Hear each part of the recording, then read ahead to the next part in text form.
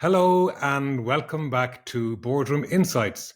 My name is Alan O'Neill, and today we're going to focus on all things sustainability with a particular emphasis on energy, and drill down even further. We're going to talk about renewable energy and solar. I'm delighted to be joined by Wojtek Swietochowski, and Wojtek is the head of solar in AboEnergy, which is one of the biggest companies in Europe specializing in renewables.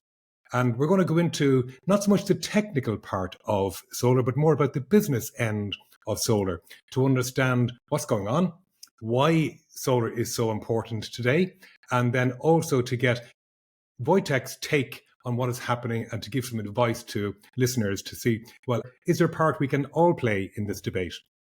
Wojtek, you are so welcome. Great to see you, looking so well. It's a few years since we were face to face. I think the last time we met was over a beer in Dubai, I think, maybe? Was that the last time? 2018. Could have been. Yeah. But we met in a previous organization, and I was always very, very keen to hear about what's going on in this world of energy. So maybe can we start at a very basic point here, Wojtek? What is renewable energy? Thank you very much, Alan, for this question. Renewable energy, we can define in short sentence. It is hydro, so everything what comes from water as energy. It is solar, everything what is coming from sun. This is wind, and you have a lot of them in Ireland. We do. You can hybridize those plants, those technologies. So then we talk about a hybrid plant. So if you combine solar with, for example, with wind, or if you combine even with battery storage, then you have a hybrid plant. This will be also a kind of renewable energy source. And then, of course, many people consider more than only those three principles technologies, for example, biomasses. But I think that the cleanest one are the three I mentioned before: solar, wind, and hydro. And hydro. Okay, cool. Because I know there's so much more coming down the tracks. Hydrogen is going to be playing a bigger part down the line. So in terms of if we stay with those three for the focus of this conversation, why is renewable energy so important, if I can ask the obvious question? So partially this is already answered in the definition, because it is a renewable. So we don't consume, there's no consumption of fossil energy, right? It do not damage our environment, our world. This do not produce any CO2 additionally. But this is much more than only this. Today, especially solar energy is the cheapest source of the energy we can provide to the people.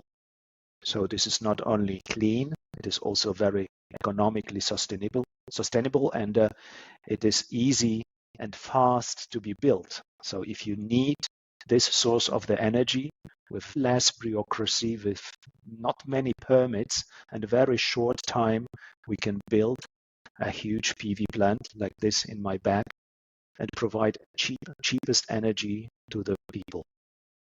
Okay, so it's the cheapest. Is that in terms of the capital investment or the running costs, or both? I would say this is in terms of levelized cost of energy. So if you buy today energy and you know what is your energy bill at your home, probably it's above 30 cents per kilowatt hour, as in many, many households in Europe. So we can provide this energy much cheaper. If you are a large energy consumer, then you can build your own PV plant even and consume this energy for your own purposes. Right, like the data centers, for example, and others. Okay, so it's in terms of net cost over a lifetime, it's cheaper than what we're paying right now. So is solar, and again, I'm totally ignorant when it comes to the technical aspect of this, but my understanding is that wind has got to be used on the day because there's no backup, at least in Ireland. It feeds into the grid as it's produced, but we don't have backup. Is that just an Irish phenomenon, or is that an issue right across the board? So I must say, a long time ago, it was an issue for all the countries. Everything what is produced has to be consumed at the same moment. There was no storage system. With some small exceptions, if you go to the hydro high pump um, power plants, there was as limited storage possible in the past. But Right. today, fortunately, today we have the battery storage technology, and we can store energy for later when the wind is not blowing or the sun is not shining. Yeah. Okay. So, of course, now this is only a question of capacity. Do we have enough energy storage, for example, on the island in Ireland or in other countries? And we are still not there where we want to be. We have to invest in the upcoming years more energy storage in order to provide the energy also at night or I during see. the days, Yeah. not very sunny days. Yeah. So that energy is being produced, whether it be solar or wind, and it's being produced by the system, whichever system. And then does it go straight into the grid, or does it go to storage before it gets to the grid? Usually it goes to the grid and will consume as the need and the consumption need shows. This Yeah. will be balanced between different energy sources. Today, in each country, we have a certain energy mix. The one Yeah. country has more renewable energy, the another country has less energy production from renewable sources. So everything is kind of mixed, and we can balance the system, of course. Our European grid is well connected. So when one country is producing more, we can switch this energy to another Okay. country. Yeah. So everything is connected. But everything what I'm speaking about is not enough for the Yeah. future. So we have to build more energy storage in Europe in order to provide more energy safety. And of course, you will hear today in many political discussions that there are different opinions regarding the grid design, the energy market design as such.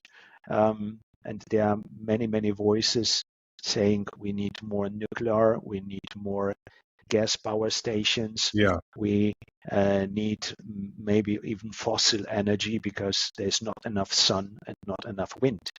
Right. But those are very political discussions, and this has nothing to do with the reality and with the technique of such PV plants or wind plants. So this is only a question of capacity that we have to bring to the market in order to cover a 100% need of all our populations.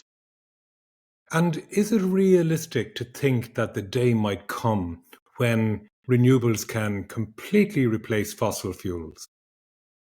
In some countries, this has already happened. If you Really? look to Norway, for example, they have more than 90% of the energy consumption is coming from the renewable energies, mostly from hydro. I was going to say there's not much sun at that far north, Yes, so I can't imagine solar panels being the main producer. Is it? Is that yeah, is more yeah. so it's hydrogen and wind, I assume? Well, wind for sure. Hydrogen is still at the beginning of the journey. So I should mention this on the beginning, but you correctly improve this.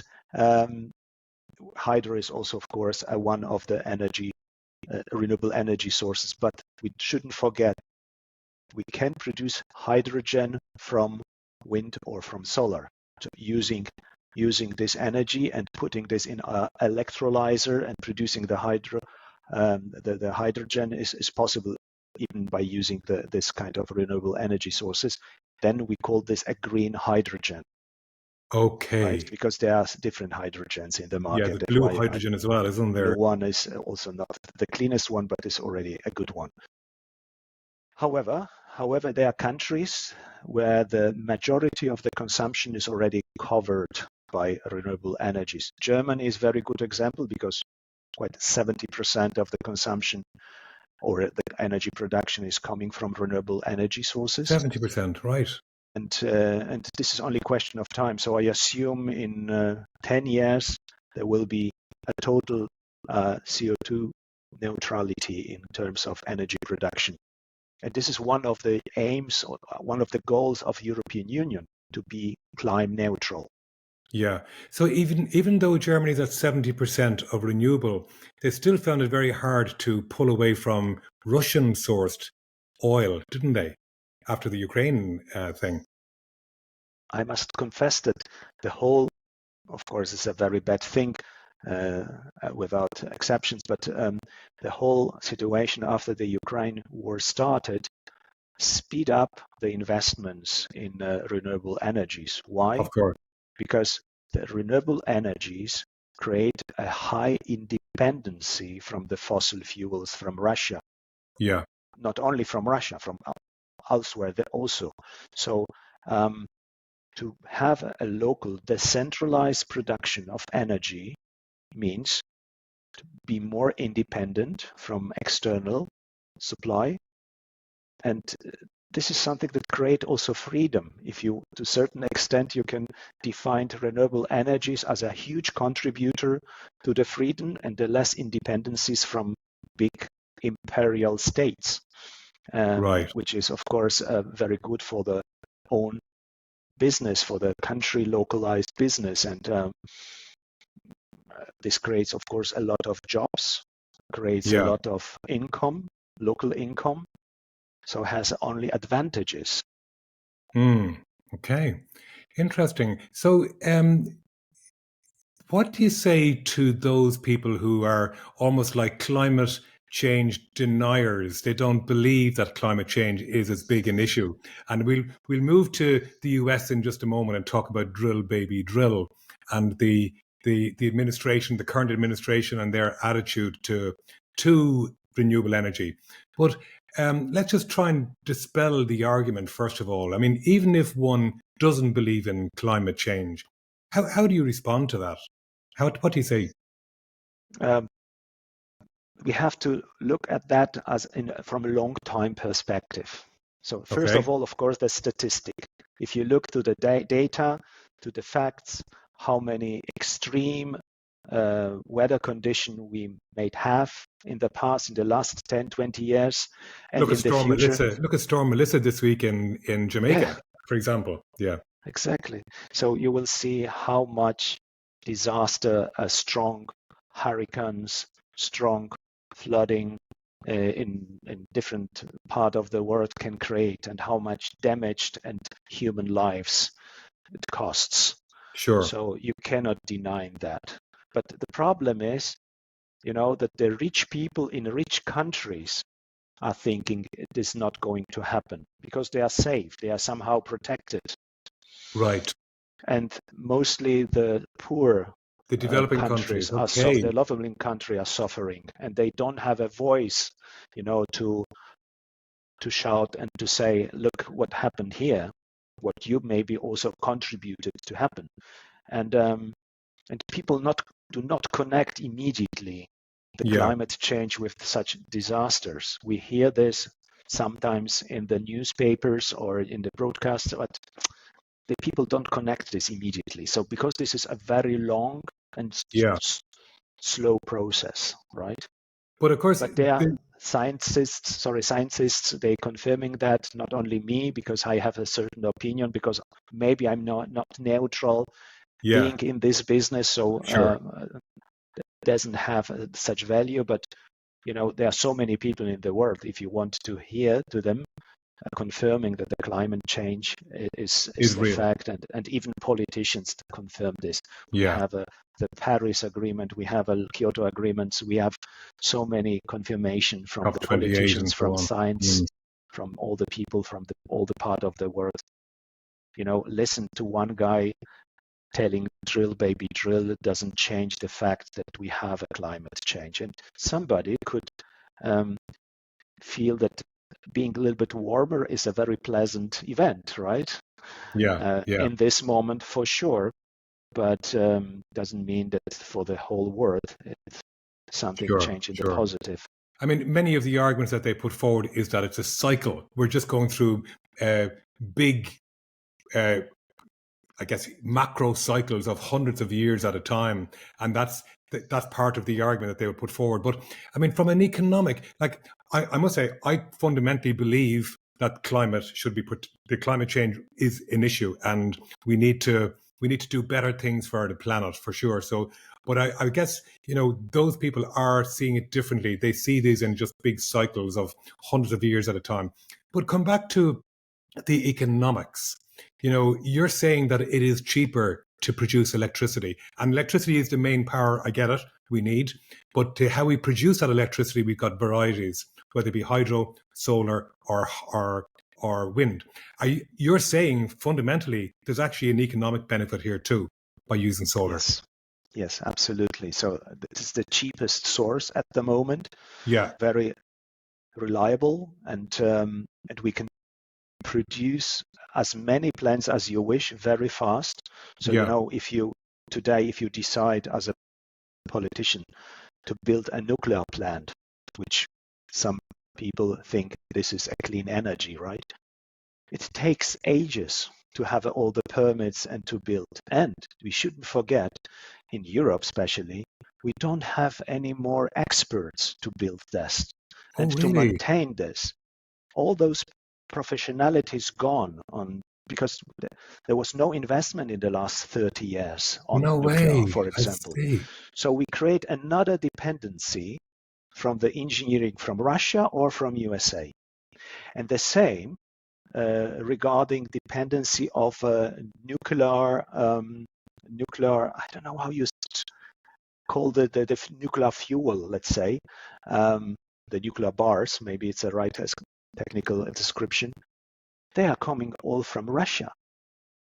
Okay, I didn't realize that. You have from gas, natural gas, you go to another dependency on fuel and on construction. So today, Europeans can build PV plants, wind plants, battery storages on European soil independently from another countries. Right. And just before we leave that, in terms of the backup and the storage, do you know anything about I know you have an office in Ireland, AboEnergy has an office in Ireland, but what's the situation with regard to storage? Because my understanding is that we're not there yet. Well, Ireland started very late with the investment on solar and battery storage. Right. There was a lot of investment on wind, and this is good.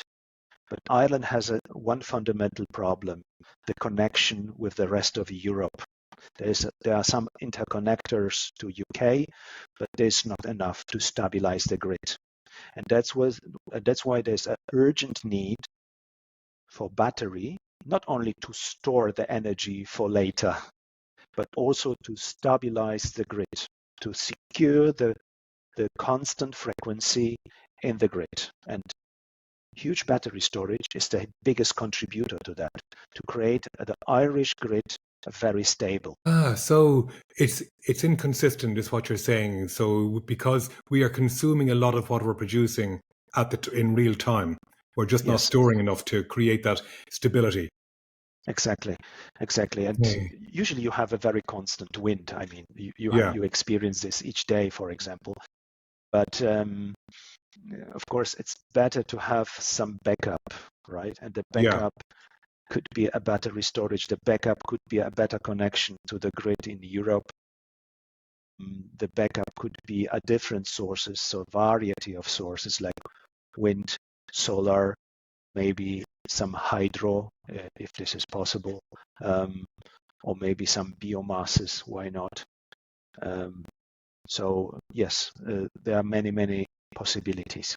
Okay, so in terms of the users and the producers, data centers, hugely growing industry, and we in our country have many, and in fact we've lost some major investments, my understanding, in data centers because we couldn't provide the infrastructure. But is it possible for a data center to be self-sufficient if, for example, in my simplistic thinking, if they had solar panels on their whole days, is that enough for them, or do they still need to draw from the grid? If they invest massively in huge PV plants, wind turbines, and battery storage, yes. But the investment will be a very, very big. So you have always to balance how much it's going to cost and if there's really a good return of investment, right? Okay. We know such situation not only from Ireland, I know this also from Sweden and from Finland, where we massively build wind plants, that the data center there, because they are cold countries and data centers, they need a lot of energy for cooling, right? Okay. So in Finland, actually, you don't need so much energy for cooling because you can provide a lot of cool air from outside. And they really massively invested in wind turbines. So the energy they provided to potential investors for data centers is going to be very cheap. And this is the reason why they invest in Finland at the moment, right? There are, of course, another political issues. To bring the data from Finland to the rest of the Europe, you have to cross the Baltic Sea. And as Russia. you have heard, and there are some ships destroying such connectors. So right. Irish geographical position will be much more convenient to bring data centers there, provide enough energy from wind turbines, from solar, from battery storage, and secure the infrastructure in this way, independently from another sources. So the political reasons as well then. Interesting. Absolutely. Yeah. Interesting. And are there any data centers that are totally self-sufficient, notwithstanding the point you made about the massive investment for both in terms of PV panels and backup and storage? Are any that you know of data centers totally self-sufficient? I don't know about anyone at the moment, but I know that many of such investors are calling me very frequently and saying, listen, we need 20 megawatts installed capacity, like import capacity from the grid, and nobody can secure this import capacity for us. So maybe we can get only 5 megawatts. Yeah. And the rest of the 15 we have to organize by ourselves. And here where we come in the game, we can provide the rest of the requested capacity or missing capacity to the data centers, and then the rest will come directly from the grid. So this will be always a mix of energy from different sources. Right. It's an investment on behalf of the data center, but it's also availability and the backup and the support from the grid. Exactly. And yeah. So from a legislation point of view in Ireland, that from what you know, Wojtek, is like you'll often hear things like Ireland could be the Saudi Arabia of wind. I mean, what's your thinking on that? I think not only that, Ireland has a lot of advantages, not only looking at the landscape and beautiful people living there, a lot of land available. This is, historically speaking, a farmer land, right? Yes, it is. But the new generations, maybe they don't want to own the old factories and they're not farming anymore.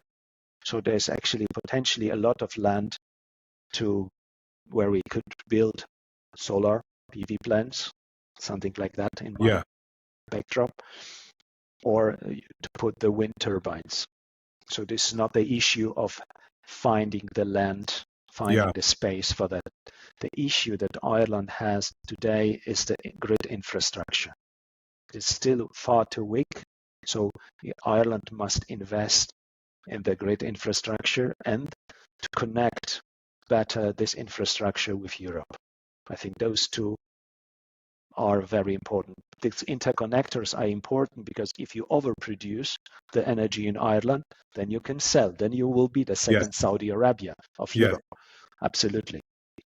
Ireland has today a problem with their very high energy prices if you compare with another European countries. Why? Why is that? Because Ireland import a lot of energy from outside. This is the first reason. And then I told you about this kind of not very stable grid. So very often Ireland is buying very expensive energy in the times where there's no wind production. And this Right. energy mix creates this very expensive price. So, of course, the improvement of the grid situation requires a massive investment, and this could be contributed by investors who are deciding to build wind turbines or solar panels partially. But I hope, because this is investment on long term, also the Irish state should contribute with some less bureaucracy and with some incentives that something like that happens. There are, But of course, also European funds. we have some crazy stuff going on with the planning laws, don't we? I mean, there's my understanding is that there's intentions of building offshore wind farms on the west coast, but the community are objecting. The community who are living on land are objecting, and why? I'm not sure why they're objecting. Can they? Is it upset the view, the vista, or?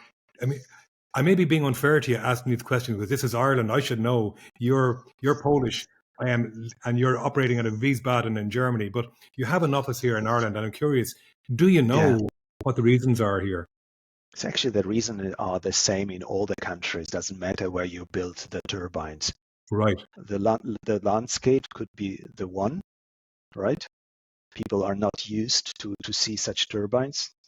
Somebody can look at this and say how beautiful they are. I love them. Then other people think they are not really beautiful. So there's a very clear law, and we have to respect the law. And the law is saying something very simple. A certain distance from the housing must be maintained in order to not disturb people, right? So any noise, any shadow can be provided from the wind turbine on the place where you live. Right. And the landscape view, well, this is a question of if you like it or not.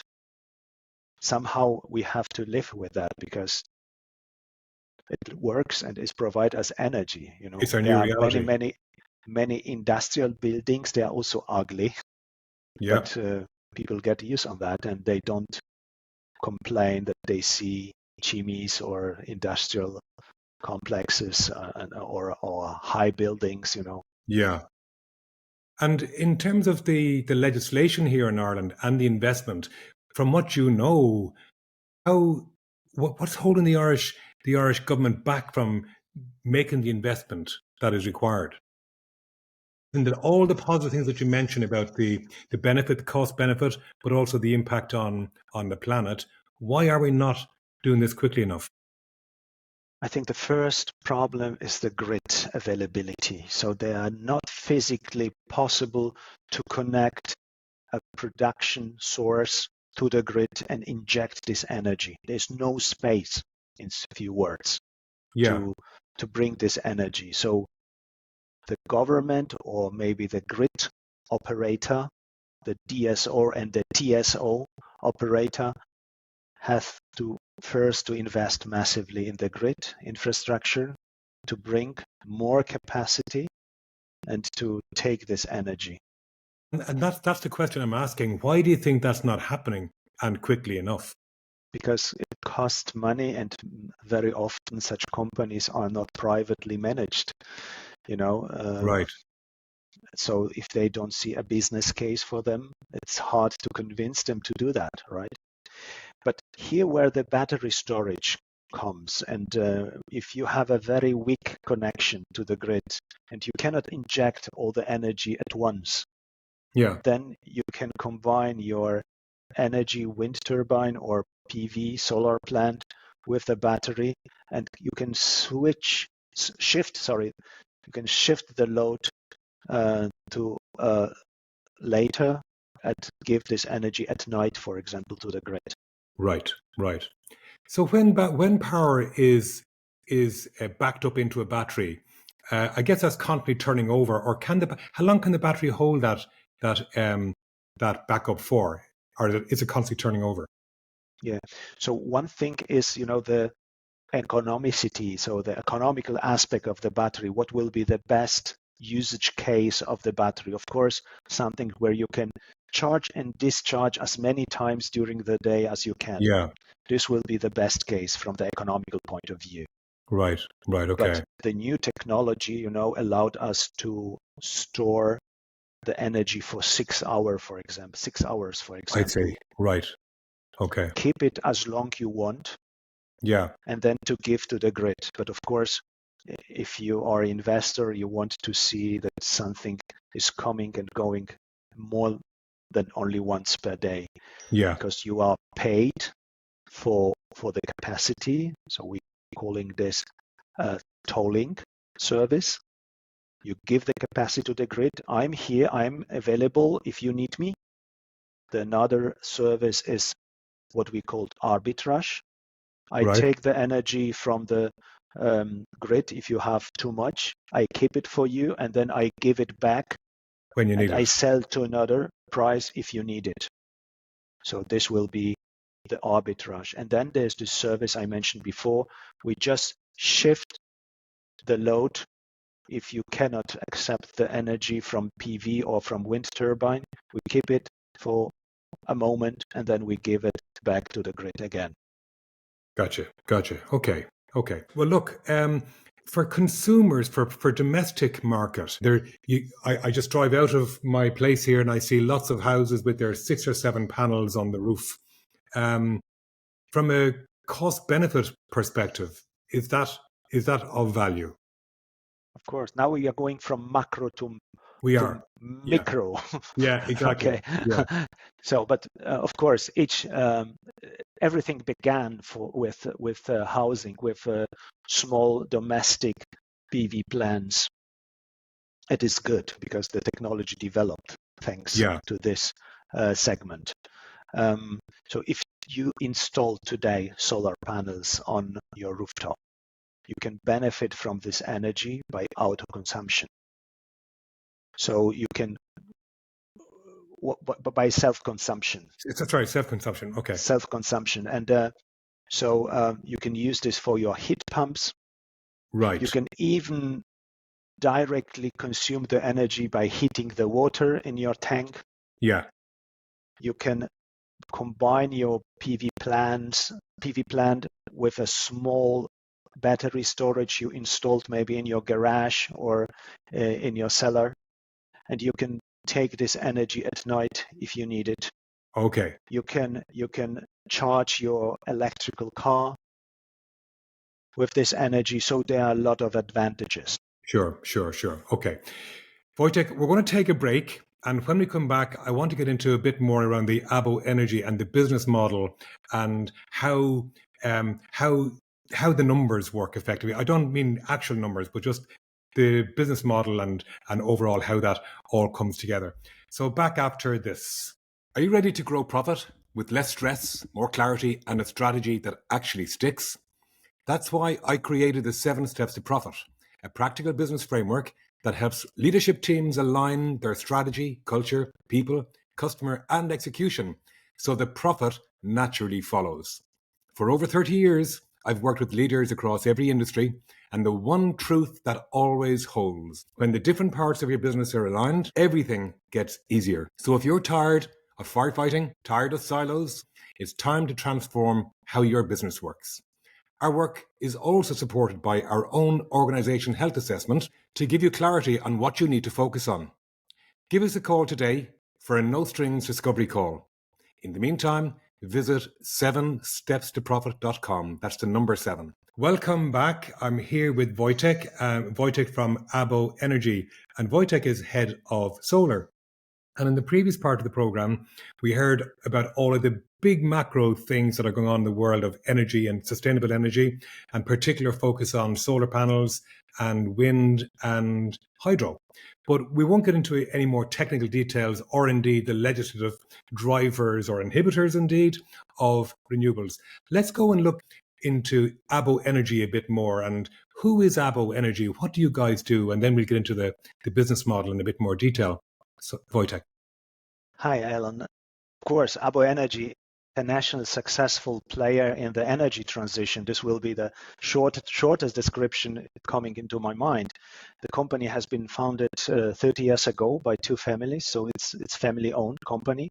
We have 1,400 employees, the most of them in the German market, headquartered in Wiesbaden.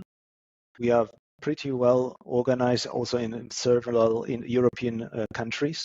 For example, in Ireland, Dublin. We are also in Northern Ireland. We are in UK. We are in big countries like France, Spain, Poland.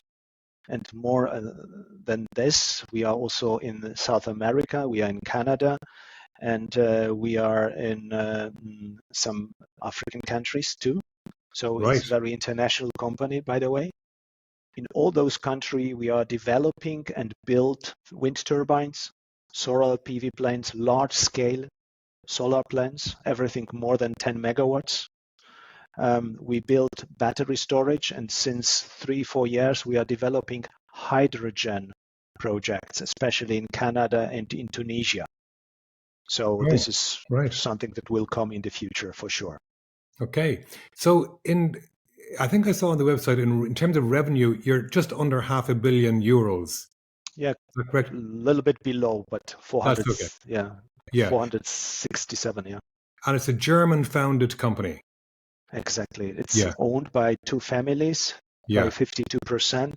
Another big shareholder is the municipality from Frankfurt called Mainova, Oh, I see. Right. Okay. and the rest are minority shareholders, and you can buy actually the shares also on the stock exchange. So it's a So you're free publicly listed. float. Right. Yeah, we are a So public listed company. So let's just stay with solar, which is your area. And again, to understand the business model, how does it work? So Monday morning, you now want to do something is with your customers. How does the whole thing come together? So first at all, we start with the project development. So it means we are seeking for land. We talk Right. with the farmers, Okay. with the landlords, and after we successfully negotiate a land lease with them, we start our planning. We start to get all the permissions for building the future PV plants. We talk also at the same time with the grid operators, usually with the DSO, so the distributors, and we ask them for the grid connection. Once we have the grid connection and the Okay. permit to build, everything Yeah. comes together. We start to buy all the components. We start to execute our plannings, and Yeah. then we organize our construction site. So By the can what? way, as Go you ahead. know, to build anything, you need money. So what's happened in parallel, of course, is we talk to the banks and we organize the financing of all these construction sites we Okay. plan to build. So let's say I'm in Dublin, Ireland, and Wicklow is a county, a district, it's just south of Dublin, and it's very green, very fertile land. But like you said, it's not being farmed as much as it used to be because of prices and cost of farming, etc. So there are opportunities for farmers to think about how can they best use their land, whether it be solar, for example, wind, or even forestry, and blah blah blah. Now, if I'm a farmer and I've got 100 acres in Wicklow, roughly what percentage of that might, now I know every farm is different, I accept that, but would a farmer give half their land to this opportunity or just a bit of the land? Typically, what does it look like? Well, this depends very much on the production of the farmer, right? If Right. he has only the livestock, Yes. so he needs a grass, Yes. we can even take the whole land Yeah. and we can tell them you will continue to have your grass and your cows on your land while we producing the energy. So you're Because raising it there's up on high stilts then, is that it? exactly. So this is Ah, something that we called agri-photovoltaic, and where we can combine the interest of farmer and his need with right. the interest of solar production. And by the way, the yield for the farmer is then double, because he has, of course, Yes. the income from the livestock production, and he has the income from the land lease contract. Gotcha. And then you have them spread out enough so that the grass still grows, the sun is still getting to the grass. So you don't cover the land. You leave, there's obviously gaps for okay. And the cattle or sheep can graze underneath the panels. Exactly. Gotcha. And they even are more protected from rain and from the wind, because this For is kind shelter. of natural protection shelter, exactly what we Okay. provide with the solar plant. So we have such examples in many, many countries, especially in France, where we do Yeah. this not only for cows, sheep, but even for horses. Right. So let's say I'm going to give over 30 acres. Then the considerations before we even talk about money, there has to be connectivity to the substation nearby. Is that the way Yes, that works? So this is a crucial point. Yeah. I'm sure there's a distance that is too long. Typically, what distance can they be from a substation? Well, you can build even 30 kilometers. The problem is it costs you a lot of money, and the whole project will be not more economically sustainable. So Right. we try to find always the land closest possible to the substation in order to avoid very long connection lines. Right. Because it costs us additional money that Yeah. doesn't produce any revenue, right? It's Right. only adding cost. So Are these cable costs underground or overground? it's under the ground, underneath. Yeah, Ah, right. Okay. So there's yeah. the cost. No overlines. This will be the economical impact for us. So we, of course, by evaluating how is the value of your land, we consider this land which is closest to the substation has the biggest potential and the highest value for us and for the farmer, of course. Right. Now, there's a cost. So let's say we're giving over 30 acres. I mean, that sounds like a very high number, but let's say 30 acres. We do a deal, you and I, for 30 acres. How much would something like that cost? 30 acres. Do you have any idea? Well, the lease contracts are very different. Okay. Different in terms of how far from the substation, Of course. what is the position? Is this a south slope or north slope? Ah, right. Of course. So Yeah. topography plays a very important role. Do Yeah. we have a trees there, or this is an empty land like only grass? Right. Um, how is the infrastructure like roads around, Access. Yeah. access to this land? Many aspects. So it's really not easy. I cannot give you a number and All right. then Don't worry. this is. So Yeah. there will be a range. We pay good money. We pay good money on annual basis as a land lease. And Yeah. I'm sure that our experts in the Dublin office, they can give an answer after a short evaluation. So if they are interested farmers in Ireland, just call AboEnergy in Gotcha. Dublin, Gotcha. call my colleague Joe Jelly, and they will Okay. answer. Okay. They will But answer. who pays the capex, the equipment cost, the installation cost? Who pays for that? At the end, the investor, of course. But before we sell the turnkey plant to investors, of course, we have to anticipate the money. So the partial investment is done by the company, like own By equity, ABO. by AboEnergy, Okay. exactly. And the rest is coming from the banks. So we talk with the banks, we organize the financing Yeah. for this PV plant. There is no issue because this plant is earning money. So each bank will give you with a certain guarantees, will lend money for such investment. And then once we build the plant, once the bank is receiving money back, then we start the selling process and we offer such PV plants or wind turbines to the investors. And then at the end, the investors take over the whole turnkey Okay. PV plant or wind turbine. And who are the investors? What kind of businesses Well, or we have, people? they are first of all institutional investors like funds, Okay. Right. then sometimes energy providers, See. sometimes IPP, so independent power producers. So this kind of new companies who focusing especially on the renewable energies, and then they want to provide energy to the consumers.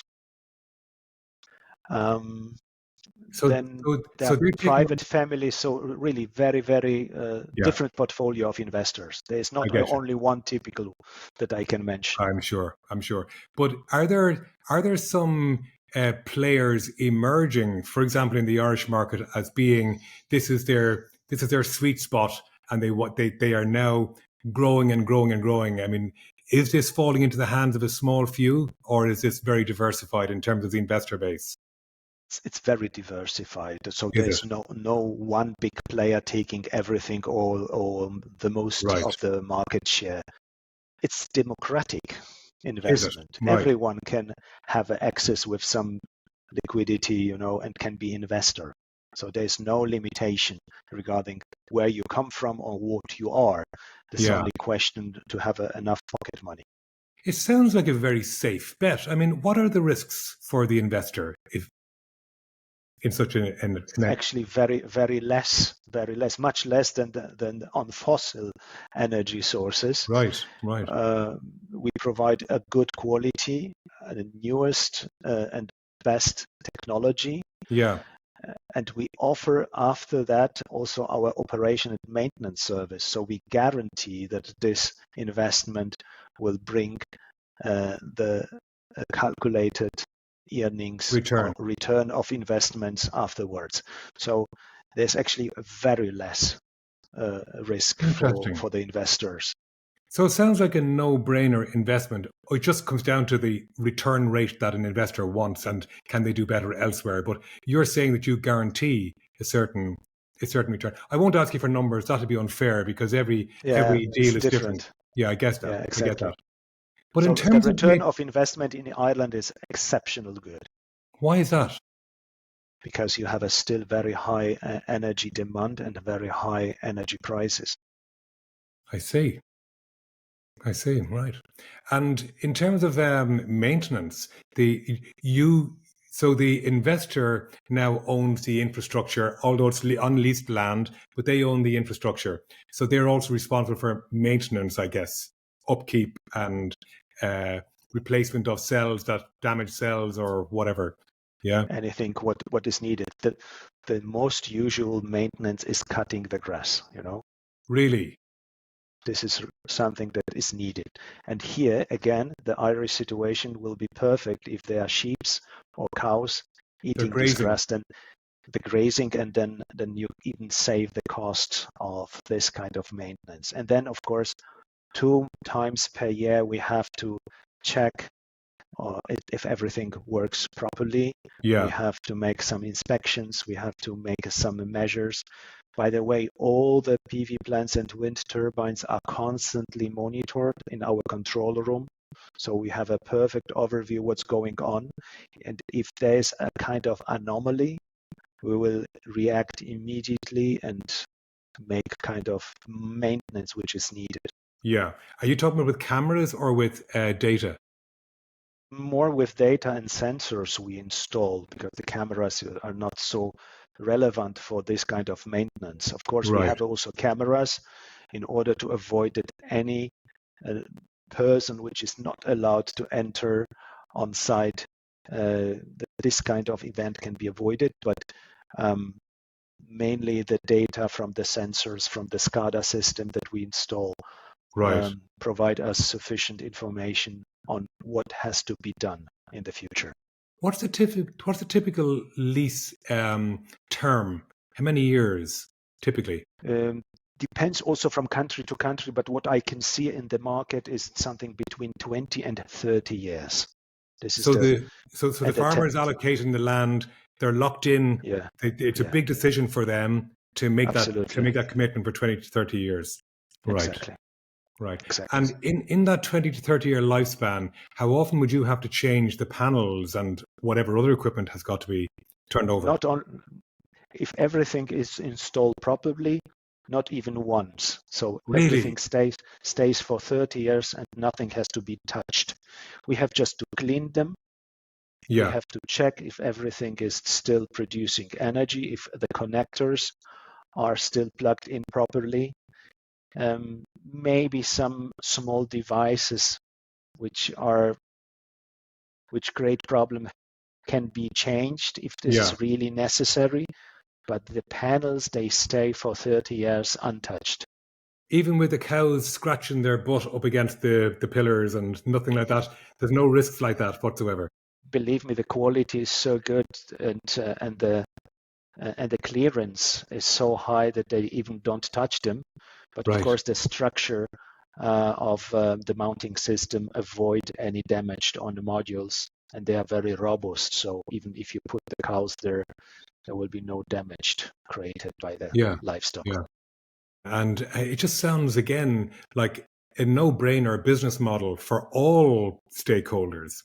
The farmer who's not using the land, or indeed could even double the yield, um, and for the investor because you're guaranteeing the income, and for you, of course, you're just driving market share and getting your return. So it sounds like a no-brainer. And the banks, then, I'm sure the banks are a bit more comfortable lending money here because it feels to me as a non-banker, but it feels like a safe bet for them. Yes, but there are always alternatives where to invest money. So the banks are acting always very opportunistically, right? Yeah, yeah. And they lend the money to somebody who offers them the best guarantees and the best return of investment.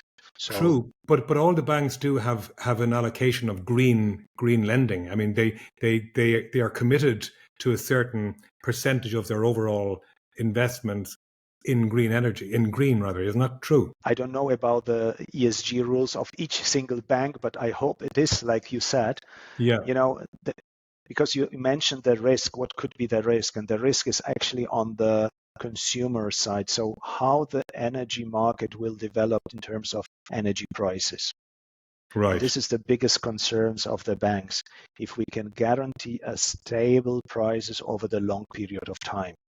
Today, such financial models works based on we call this RES program, but it means a flat tariff over 30 years. Like you doesn't matter what happens, you get for each kilowatt hours you introduce to the grid the same money. And as you 30 can years. imagine, this amount is very low. So this is not the price you pay for the energy, is much, much less. Sure, sure. The second model is based on PPA contracts, so private purchase agreements, Yeah, which we can sign with the big consumption manufacturers or with factories, big consumer. And then the third one is direct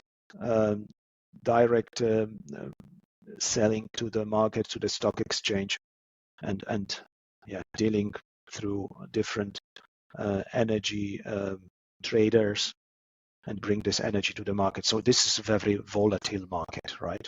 yeah, So you yeah, cannot really predict how much revenue, how much earnings you will get if you go only for this model, yeah. right? Gotcha. So on the financial point of view, this is the tricky part, to optimize the income in order to guarantee enough for the bank and for the investor. Okay.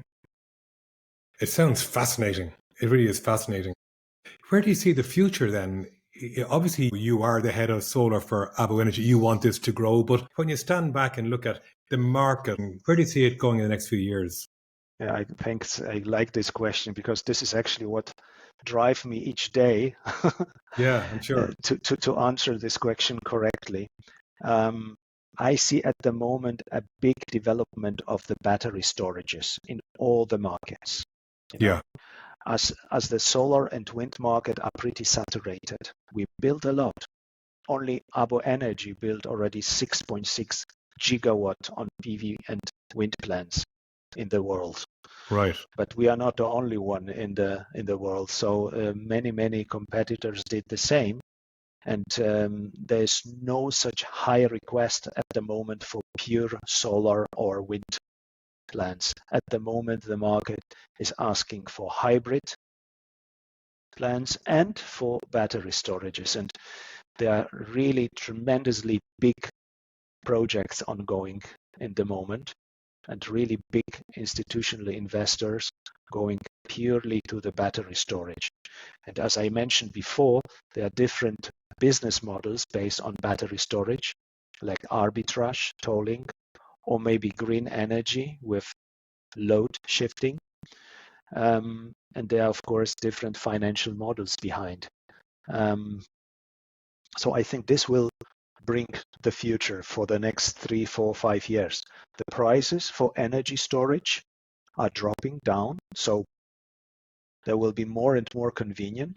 So probably if we met again in 5 years, I can tell you the batteries provide even the cheapest energy to the consumption, to somebody who need it, and probably hydrogen that is now coming under development will improve their technology. The electrolyzers are more and more efficient, and maybe, I hope in 10 years, the price of hydrogen and the price of gasoline are at the same level, and we convert our vehicles not only to electro, but also to hydrogen. So this could be the scenario for the next 10 years. Interesting. But is the cost of hydrogen, producing hydrogen, is that coming down?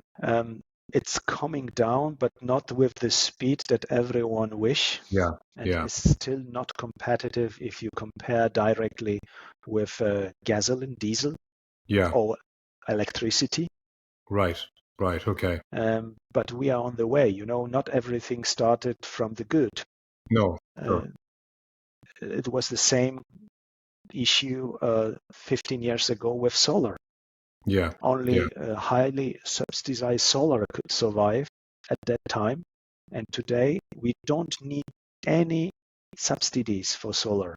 This is self-paid program and the cheapest energy. So they are only beneficial fact for the consumers. Wojtek, I wanted to just round back and close off and talk about AboEnergy, because what you and I met in a previous life with another organization where you and I were very, very involved in the culture refresh program. And I know how much it means to you. So tell me, how would you describe the culture in ABO? Well, let me describe the values of ABO. We call these values. Right. We have a value. So first one is a responsibility. The second is community. The third one is appreciation. The fourth one is a courage. And the last one, result orientation. Okay. Quite a mix those there. Are our value. And of course, each one could be explained with short or long version, but let's stay like that. That's fine. And to what extent are those values actually used in the business to ensure that you're getting that consistency of culture throughout the business?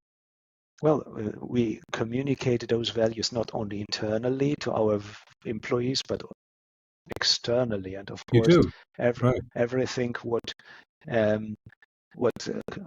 regarding the community, for example, is not only our own AboEnergy community. We see the community as an entire world.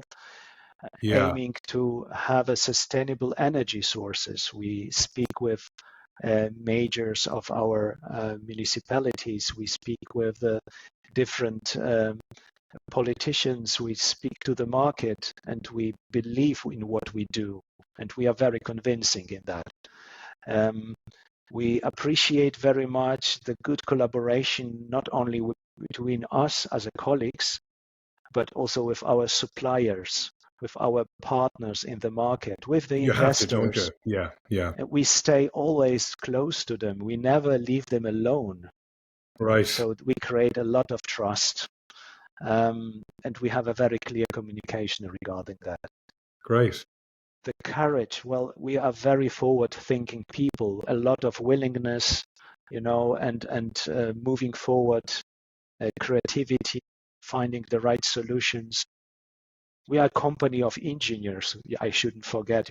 Somebody could complain, say, oh, engineers, not so much creativity expected, but actually you need a lot of creativity if you build renewable energy plants. Well, innovation particularly, isn't that a big part of it?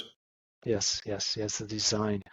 I'm sorry, just by the way, I want to just loop back a tiny little bit here before we move on from courage. And it is the Chinese factor here, because are a lot of these panels coming from China now? Pretty all of them, yeah. Really, really, okay. Yeah, but this is not the issue. Chinese modules are, in terms of quality, are very reliable and very good. We don't have to be afraid about that. And they are very convenient. Yeah. So we provide actually the cheapest energy in the market because we can buy on such convenient contracts our modules in China. Such production on the same economical terms in Europe will be not possible. Right. But there are also mandates around the end of life of these panels too. That there's also, is it EPR around panels that they must be recycled in some way? Is that correct? Yes, it is. Yeah. So the take back schemes in Europe, they take care to recycle all the panels. The recycling fee has to be paid if you are importer or manufacturer and introduce these panels to the market. And the beauty of these panels is that you can recover quite everything: aluminium, glass, silicon, some metals like gold or silver. Yeah. So it's actually a perfect recycling model. Yeah. And the innovation then, I mean, are you relying on the Chinese for the product innovation? Yes. And I must confess that in the last 10 years, a lot happens in terms of innovation and improvement of the efficiency of the panels. Right. Starting with the business in 2007, the efficiency was somewhere between 11 and 12%. So from the surface, from the surface of the panel, you use only 12%. No way. Right. Today, we have the efficiencies between 26 and 30%. So it's improved more than double. Yeah. And of course, it means for us that we can use much less land to make the same power, to make the same power, to install the same power and produce the same energy. So less land usage, more energy production, and the cheapest energy ever. Gotcha. That's for the innovation. I'm sorry to jump in and interrupt your flow on the culture because I know this is important to you, but this just struck me and I felt I had to ask it. So continue. This courage and innovation, they obviously go together. So where do you want to go from there? So we have to be creative, as I said, even if you are all the engineers.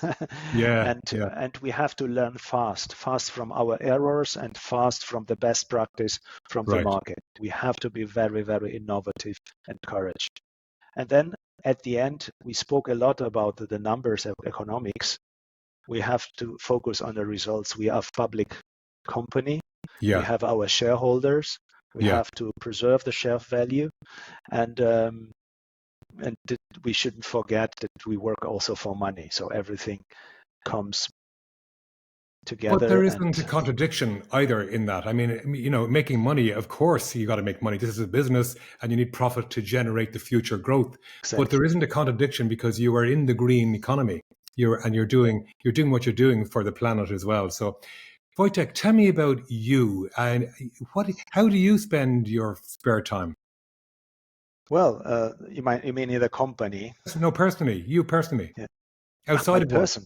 Yeah. Outside of the company, you mean? Yeah, you're looking very slim and very fit. You're doing something. Well, I work with my wife after my, let's say, each day at least 10,000 steps. Do you really? Oh, okay. I try on weekend, as the most Irish people, I play golf. I love it. Hold on a second. You don't have to include me in that. Most Irish people. I'm not old enough yet, Wojtek. You know that, to play golf. And then sometimes I go for a run. I try to do some kilometers. Yeah. Do you really? Because you're living in Wiesbaden and you probably go walking along the Rhine, do you? Well, the Wiesbaden is not so close to Rhine, actually. So where I live, it's a little bit far away from Rhine. So I walk more to the forest and up to the hills above Wiesbaden. I'm thinking of Mainz. I beg your pardon. It's Mainz is near the Rhine. Yeah. This was Mainz, very close to the Rhine. Yeah. Wiesbaden is still on Rhine, but the distance is like 8 kilometers for me. So. Right. Okay. Yeah. Okay. Well, Wojtek, we're going to close out there. That was a really, really interesting chat. I've learned lots about the world of renewables and specifically solar. And if anybody wants to contact AboEnergy, whether it is in this country, Ireland, or anywhere else, what's the website? www.aboenergy.com. Great. And that's ABO as in ABO, AboEnergy.com. ABO is coming from our founders, the family Ahn for A, and family Bockholt for BO. Okay. ABO. ABO. Okay. And it is you've got different country variations, different languages and all that. So it's not a German website. There's an English version too. There's also Spanish, French, there you go. Polish. We have many languages on our site. Great. Wojtek, thank you so much. Wonderful chatting to you, and I look forward to seeing you in person very soon. Thank you very much, Alan. Most businesses aren't failing because of bad ideas. They're stuck because great ideas aren't landing for them. The culture says one thing, the strategy says another, and the customer is caught in the middle. That's why I created the 7 Steps to Profit, a practical business framework to solve that. It's not another off-the-shelf solution. It's a proven transformation framework that joins the dots across culture, strategy, leadership, customer, and execution, with the tools and structure to make it stick. Our support is also enhanced by our own organization health assessment to give you clarity on what you need to work on. If you're ready for real alignment, measurable progress, and execution discipline, visit 7stepstoprofit.com. That's the number 7. 7stepstoprofit.com and book your no strings discovery call.